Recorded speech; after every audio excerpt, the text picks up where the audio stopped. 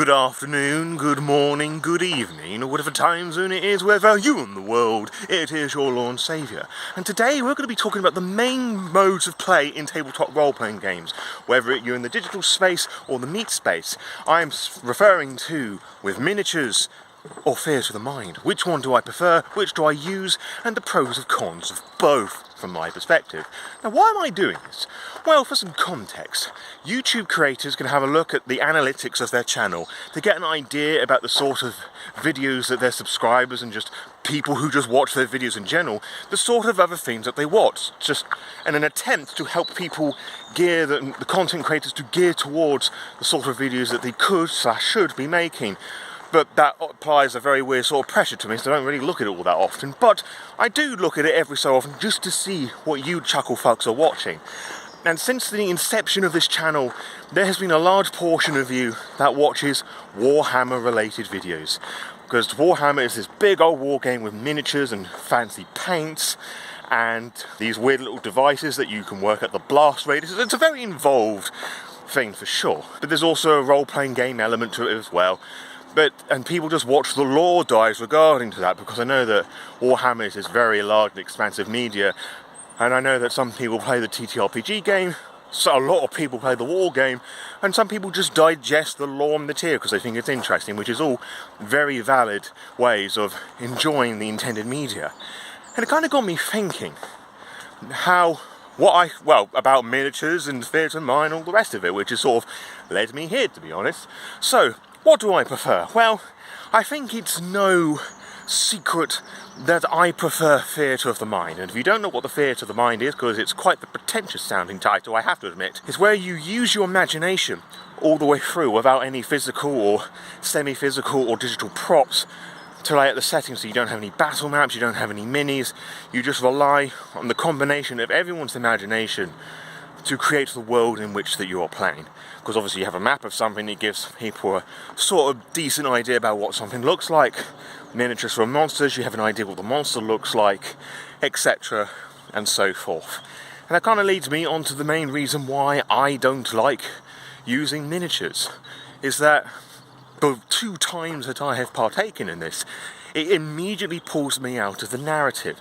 It immediately pulls me out of the imagination element of role-playing games, which is, to me, the whole function of it. Because now I'm not thinking too much about what the games master is thinking. I'm thinking about this physical map. I'm thinking about moving these little chess pieces, as they were, where they can move, the range of magic and whatnot. Now granted, one of these instances was in that one D&D game that I was in a good 10 years ago, and then somebody ran a V5 one-shot where they used Roll20 and used like digital tokens, and it had a very similar effect. And I just found that a very annoying experience. And to my understanding, Roll20 is still a very slow and buggy experience all these years later. But I'm getting a bit off topic here. Sort of. Like, it doesn't really matter whether it's digital or physical, really. Like, I'm just pulled out of the experience already, and I'm thinking it more of a... Well, it feels like a completely different fucking game to me at that point. I'm not using my imagination as much. Sure, some of it's present because I'm going to be interpreting that map or that mini or token or whatever in a slightly different way to everyone else's, and of course, everyone else is going to be doing the same thing. But for me, I feel the better way to do it is to completely strip all those potential distractions away and just rely on the collective cesspool that is everyone's imagination. Now, of course, I shan't deny that, in actual fact, a lot of neurodivergent people, or neurospicy, which is actually the fun little term that I prefer using these tokens, because a lot of us fall into that category of people that just can't use our imagination, by which I mean you tell somebody to think of a spinning apple, they can't do it, or they can only do it to certain degrees, like it can be a bit blurry, or nothing can physically appear there at all. I forget the name of it, but it begins with an A. It's going to appear somewhere on screen now.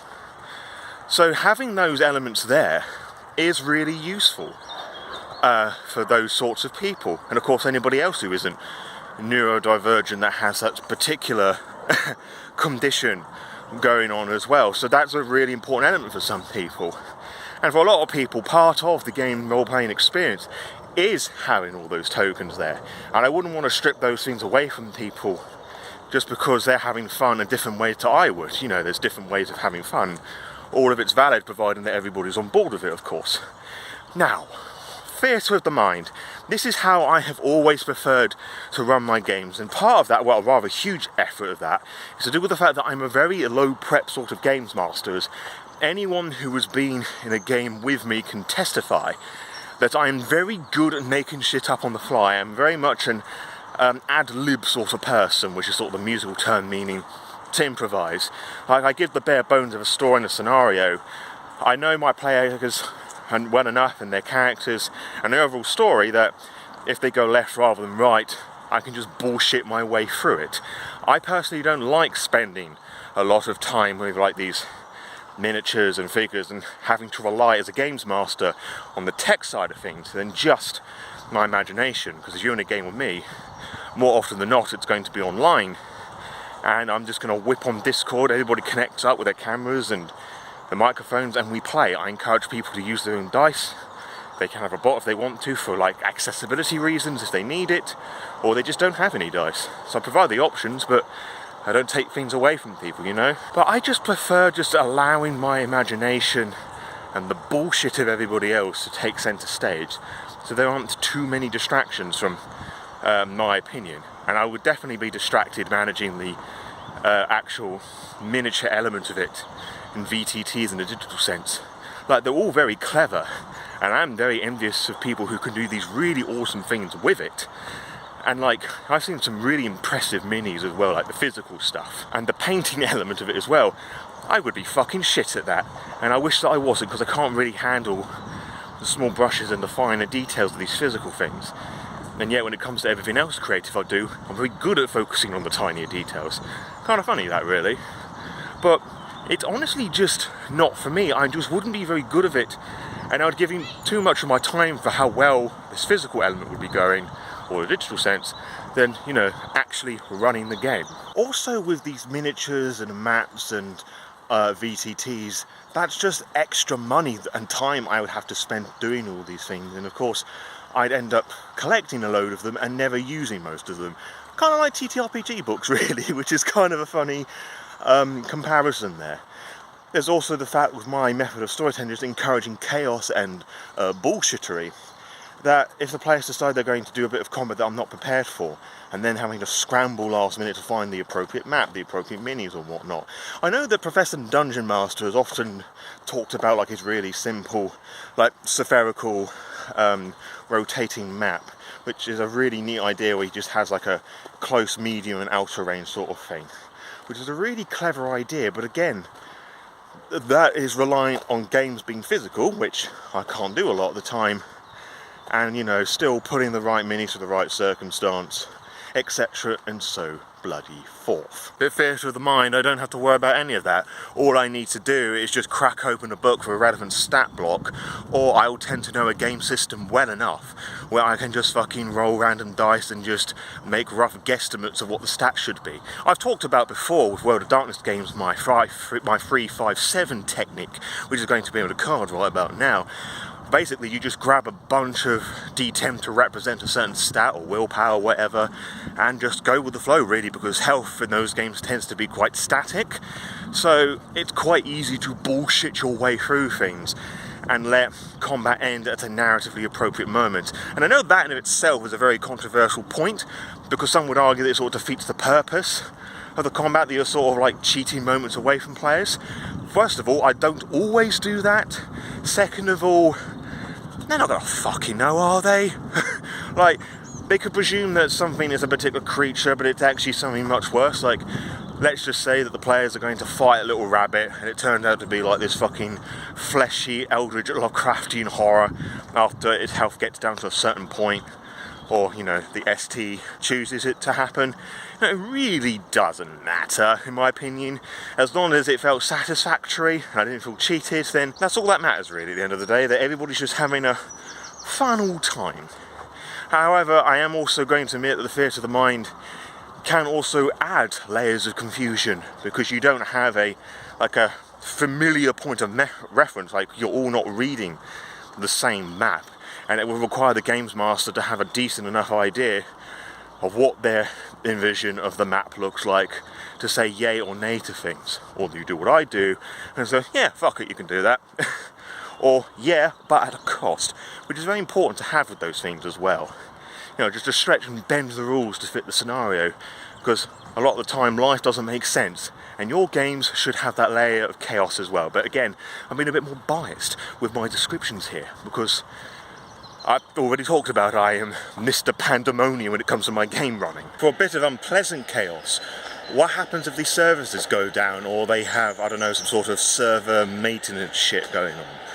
Then you won't be able to have access to your minis, your character sheets, your books. Now, I've talked about this problem before, but you know, I feel it's always a bit better to have these physical items in your possession, which, if you're using physical minis, that's not a huge issue, of course, but for the digital element of it, that's just like an added layer of bullshit to deal with.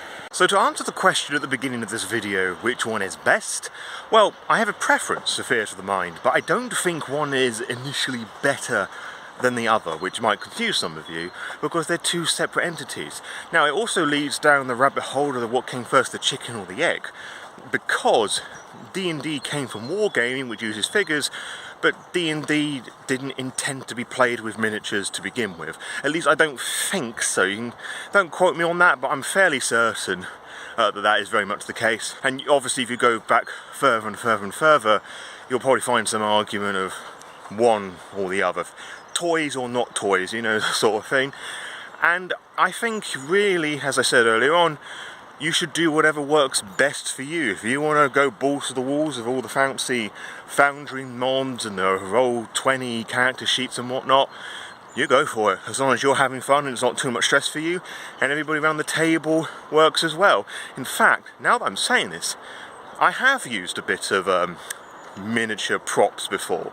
I designed a Morkborg one-shot adventure called Scum Run, which is very minimal, but I made a map for it, and I had such map in my possession because it was a prison break sort of scenario, and it didn't make much sense for the players to have access to that, so I used that map as a point of reference to the shit that was going on. So you may want to do something like that, and when the combat breaks out, you then deploy the toys, as it were. And from what I can recall, the Professor Dungeon Master idea I mentioned earlier on has that sort of hybrid theatre of the mind and miniature idea as well. Like, he only gets out like the battle ring, as it were, when combat happens. So you should definitely find a middle ground if that's what you want to do, or choose one over the other. What works well for you? And of course, not all games work well with miniatures, and some lean more into it more. So at the end of the day, do what makes you all feel really happy and have lots of fun, because that's what all it's about, really. And to wrap things up, my beautiful viewers, how do you play and run your games? Do you use miniatures, none at all, or a mixture of the both? Or is there some sort of third alternative that I'm unaware of? Or fuck it, do you LARP? Do those things come into any of those sorts of games? I don't know. I've never done LARP, and I don't think I'm ever going to, but that could be a video for another time. You want to hear about that video? Let me know of all these sorts of thoughts and opinions in the comments below. Now, whilst you're down there, check out the description and you'll find a load of books that you can purchase. Some of them are official tomes, and some of them are things that I have written, such as The Hopeful Damned, which provides 6 one-shots for Wraith the Oblivion and solo rules, so you can play Wraith the Oblivion by yourself. And you can also purchase the Aurtakis Storyteller, which will allow you to play any edition of Vampire the Masquerade by yourself. The Hopeful Damned allows any edition of Wraith the Oblivion as well. And if you purchase any of those books using those specific links, I get some of the money back, because they are special affiliate links that allows me to get some of the sliverage from those official books. And of course, you purchase the unofficial homebrews that I've done, I get some of the money as well, which is absolutely lovely stuff. You get books, I get books, and you're able to support the channel the best way, financially, which is absolutely based goats poggers shit. Now, if you've got those books already, copy the magical affiliate code into the URL before you make a purchase of any book on TTRPG, the ST Vault, or any of the other sister sites that I've forgotten, and that helps all the same. Now, if you can't do that, that's absolutely fine, because I know times are hard and all of that. What you can definitely do instead to support the channel is give this video a thumbs up and like it, subscribe to the Lore by Night channel, and share this video to anyone and everyone who would love what I do. And I'll see you on the next upload, whatever that may well be for you. And until next time, farewell.